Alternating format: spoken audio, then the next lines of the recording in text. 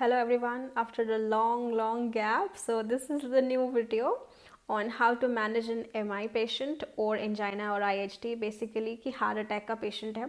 So what minimum things you can do at your dispensary level या फिर घर पे, or you're waiting in a line and row बहुत बड़ा है and you are having a patient, तो तब क्या करने का. Okay, so I'll give you a very short idea so you can educate yourself and your colleagues and you can forward it to new JRs, new interns. So the world can be a better place to live with the good doctors. Okay, so with this let's start. So symptoms, as you all know, सबने पढ़ा है MBBS में, chest pain होता है, हाथ में दर्द शुरू होता है, फिर शोल्डर में, फिर चेस्ट में ऐसा. Then it can relate to back as well. Jaw pain भी at times is a sign of MI. Epigastric pain, some people say कि घबराहट हो रहा था. Some people have breathlessness कि किसी को सांस लेने में दिक्कत आती है. So these are all signs of MI. Okay आपके पास ऐसा कोई पेशेंट आ गया है या आपको रात में आपके पड़ोसी ने बुला लिया है कि इनको चेस्ट पेन हो रहा है, देखो डॉक्टर साहब क्या करना है. सो आप जाके symptoms of course they will give you. Then you take a good history. By the time you can check pulse, BP, SpO2. आजकल SpO2 अवेलेबल रहता है, ये सबके घर पे SpO2 probe which is pulse oximeter. So you can check it. ठीक है, if the person is coming at your dispensary, do check all the pulse and vitals. Okay, then take an ECG at emergency अगर आप पे है तो. Eight PHC अगर आपके पास ECG भी नहीं है, like in many rural areas यहाँ पे ECG मशीन अवेलेबल नहीं है, so basic things, vitals, pulse and BP you can take. ठीक है, so first line of medication to be given in the patient of MI is aspirin. ठीक है, मैंने sorbitrate यहाँ लिखा है but I will tell you after this. ठीक है, so aspirin is the first medication. Just remember a aspirin, everybody knows aspirin, everybody know Disprin. Just remember these three medications आपकी basic है. It will save a lot of time and it will help your patient. ठीक है, so first is aspirin और Disprin पानी में dissolve करके देना है उसको स्टैट. इट्स आइदर 320 mg आता है या 325 mg. So you give the stat dose. ठीक है, so this is a blood thinner as you all know. So then next tablet is clopidogrel which is antiplatelet drug. तो 300 mg देना है. इसका 150 का टैबलेट आता है तो इसको 2 बार देना है. ठीक है, एंड एटोरवास्टैटिन.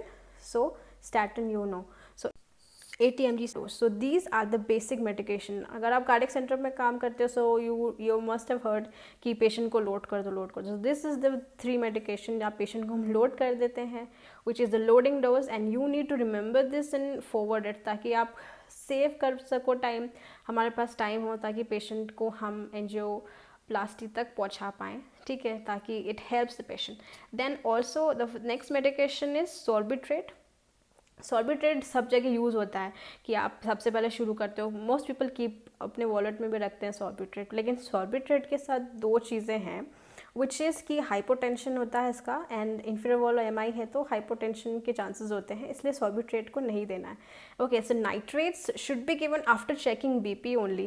कि आपने अगर अच्छे से BP चेक करा है या गुड इनफ हम BP चेक किया. देयर आर पीपल जिनको BP चेक करना नहीं आता है.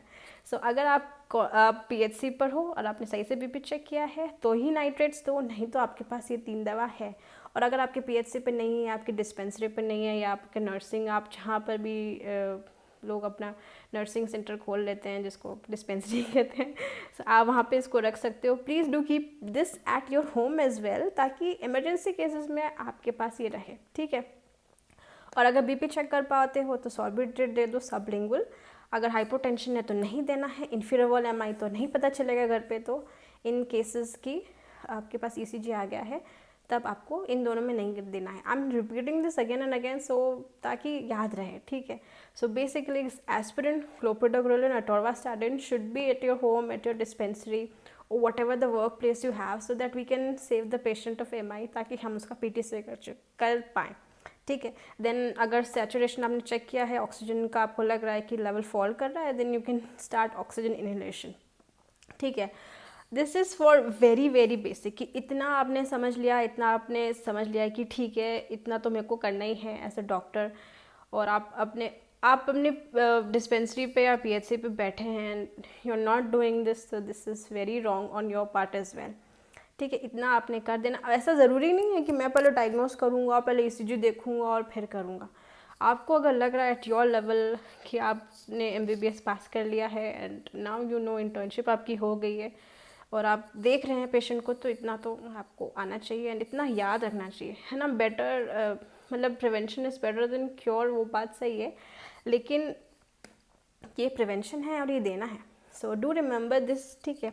उसके बाद आपके पास, if you are lucky enough to have injections, तो एक हेपेरिन इंजेक्शन आता है, वो हम देते हैं। कुछ लोग हेपेरिन ही लगा के दे देते हैं, भेज देते हैं पेशेंट को। बहुत मैंने देखे हैं patient, I bin working in cardio, so सिर्फ हेपेरिन लगा के पेशेंट को आगे हायर सेंटर रेफर कर दिया, कार्डियो सेंटर में। So at least they are doing some good to them if you they are not giving this, क्योंकि उनके पास ये मेडिकेशन नहीं थी। तो at least some good is injection heparin.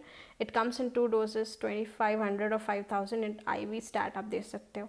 Also ST के, लेकिन ST के I will not give eight PHC level, क्योंकि उसके लिए ICU चाहिए। और ST के लिए हमको ST के स्ट्रेप्टोकाइनेस इंजेक्शन, ठीक है, लेकिन इसके लिए ICU सेटअप चाहिए, प्रॉपर कंसेंट चाहिए, हाई रिस्क कंसेंट चाहिए।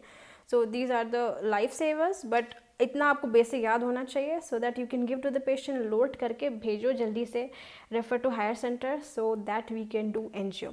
I'll give you, I want to share a very small thing about NGO, कि लोगों को इतना डर लगता है कि NGO एनजियो करवाएंगे। सो NGO is very like 15 to 20 minutes का प्रोसीजर। तो उसमें ऐसा होता है कि यू टेक आइदर हाथ से रेडियल आर्टरी लेते हैं और फिमोरल आर्टरी लेते हैं, and you inject the dye basically, ठीक है। तो उसमें इतना डरने का नहीं है। You need to inform the patient कि अगर एनजियो के लिए बोलें तो गो फॉर इट। हाँ, but of course in case of patient with the kidney diseases, तो dye is of course at the risk, तो उसका थोड़ा आपको ध्यान रखना है। लेकिन अगर आपसे कोई पूछता है कि वो तो डॉक्टर साहब कह रहे हैं कि एनजियो करना है, तो angio is angiography, which is you just inject the dye in blood vessel and see कि कौन सी ब्लड वेसल ब्लॉक्ड है।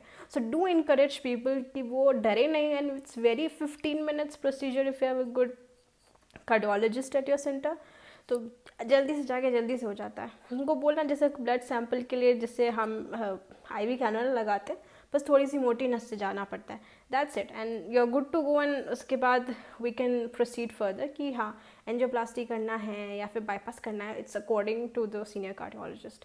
So this is the basic crisp video, please do share it with every intern, every final year MBBS और every year student I guess, ठीक है। First second year का तो मैं नहीं कहूँगी because they haven't started this, but do share with this ताकि they can save the life of their family members, their relatives, and they can save lifes. तो ताकि सबको याद रहे कि हाँ ये 3 मेडिकेशन है जो घर पर रखनी है, and I can help others. Like, share, subscribe and do comment. So bye.